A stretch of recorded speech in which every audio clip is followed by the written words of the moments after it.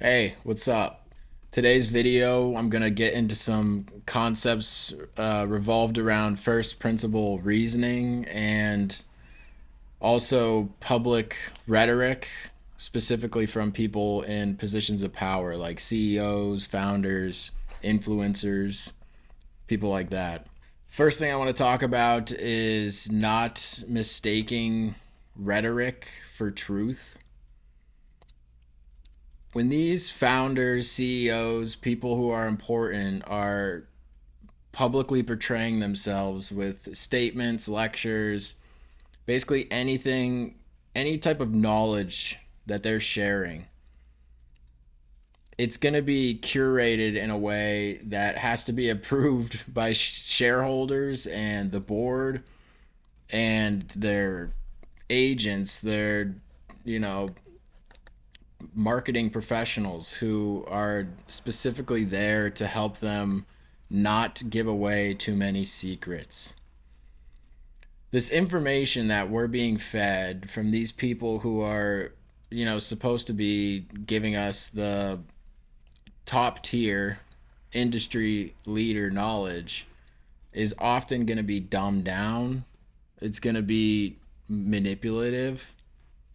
It's going to be presented in a way that we're not getting the real golden nuggets.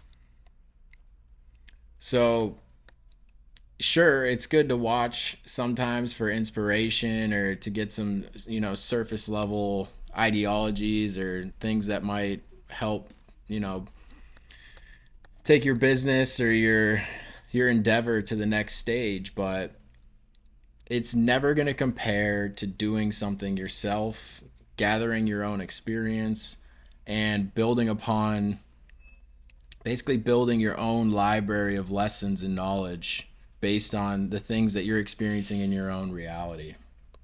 When you think about it, there's no incentive for these people who have solved their own problems in the most optimal way to just give away that edge that they have. So when you're seeing all these people who are powerful giving lectures from a place of authority, you got to think about their motives. You got to think about where their money is coming from,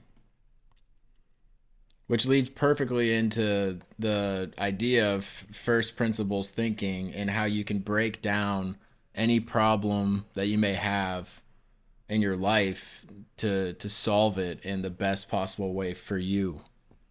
When I say first principles thinking, I basically mean reverse engineering a solution. Be able to insert yourself into the different nodes, the different steps that went into getting to a final, result. You can think about the different reasons of why you're at that stage in the problem.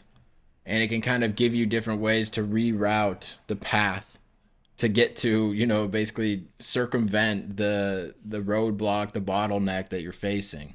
A good example of applying first principles thinking to someone who would be like a content creator like us would be taking some generic advice maybe from someone who's helping build social media profiles for people and they're releasing YouTube videos and they're giving you some surface level slop advice like just post every day, just make good content, be relatable with your audience.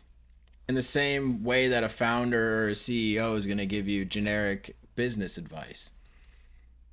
This advice isn't bad, but if you want to have the most optimal strategy, you can break down those 3 points that they might have given you into, more granular sort of nested golden nuggets of truth and then kind of build up your strategy around the true meat of the whole point.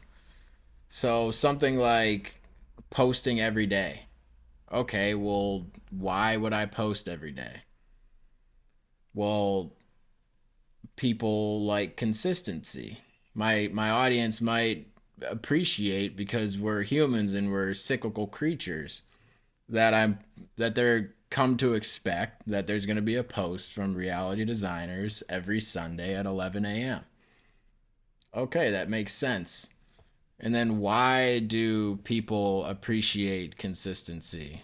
Um, because people tie their emotional responses to the the dopamine that they get from absorbing a video from a creator that they like. You break down the one simple point into the true reasons of why it makes sense for you to follow those strategies. And this is why Facebook gives you a little red notification at it, this is why they drop little red notifications even if you don't actually have a real notification. And that's why Facebook is a $1 trillion company, however much they're worth.